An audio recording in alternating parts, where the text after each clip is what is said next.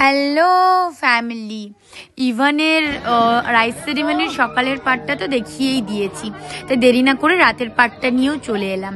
কিন্তু এখানে যা যা হয়েছে আমি সবগুলোরই অরিজিনাল যে ভয়েসটা সেটাই রেখেছি।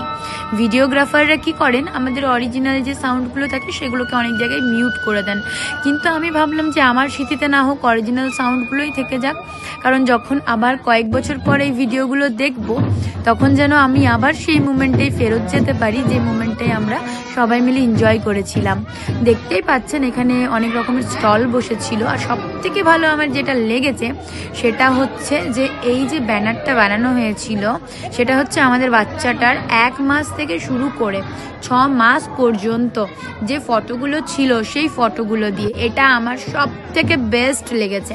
তাছাড়াও তো আরও নানা রকমের আয়োজন ছিল, সেগুলো আপনারা ভিডিওতে দেখতেই পাচ্ছেন। আমরা কিন্তু প্রচণ্ড নাচানাচি করেছি, আর এই নাচানাচিটা দেখে আমি জানি, সকালের ভিডিও দেখে অনেকেই এটা বলেছেন যে রিমা কত নাচতে পারে।